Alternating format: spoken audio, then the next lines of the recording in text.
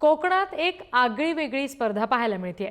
सध्या शेतीचा हंगाम सुरू आहे। कोकणात भात लावणी केली जाते आणि या भात लावणीसाठी नांगरणी ही महत्त्वाची असते। मात्र या नांगरणी स्पर्धेचा थरार सध्या कोकणात रंगलाय।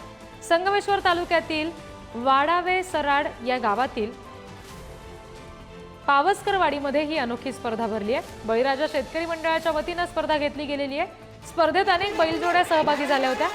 घाटी आणि गावठी अशा 2 गटात ही स्पर्धा घेतली गेली।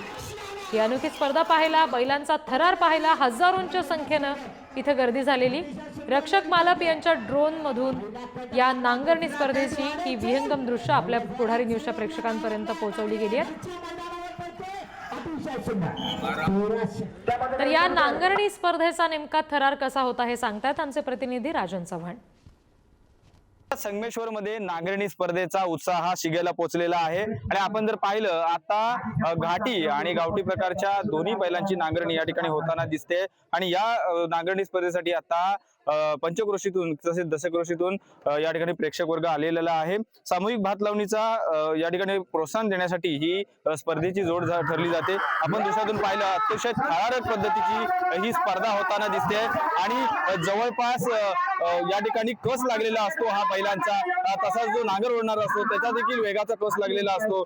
जवळपास चिखलात 50हून अधिक बैलजोड्या या भात लावणी करणार आहेत। लोकांनी भात पाडून ठेवू नये तसेच शेती करावी म्हणून या भात लावणीच्या स्पर्धेचं हे आयोजन केलं जातं। काही मिनिटातच भात नांगरणी पूर्ण करणाऱ्या या स्पर्धेचा आनंद घेण्यासाठी जवळपास हजारो प्रेक्षक या ठिकाणी येत असतात। वेळेमध्ये वळसा मारून जो नांगरी येतो तो नांगरी विजेता ठरला जातो। जी बैलजोडी कमी वेळेमध्ये हे अंतर कापते त्याला बक्षीस दिलं जातं। आपण दृश्यातून पुन्हा एकदा पाहिलं तर अतिशय थरारक अशा पद्धतीचा अंगावर काटा आणणारा हा या ठिकाणी ही स्पर्धा ही अनुभवायला मिळते। आपण दृश्यातून पाहिलं तर एकंदरीतच आता रत्नागिरीमधील संगमेश्वरमध्ये या नांगरणी स्पर्धेचा उत्साह शिगेला पोहोचल्याचे आपल्याला दिसून येत आहे। राजन चव्हाण, पुढारी न्यूज, संगमेश्वर, रत्नागिरी।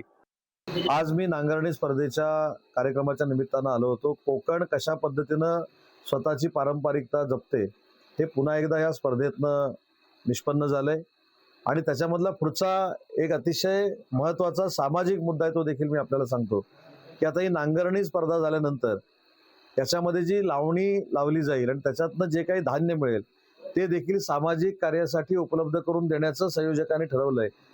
मला असं वाटतं की असा आगळा वेगळा स्पर्धेचा कार्यक्रम कुठेही होत नाही जो कोकणामध्ये होतो।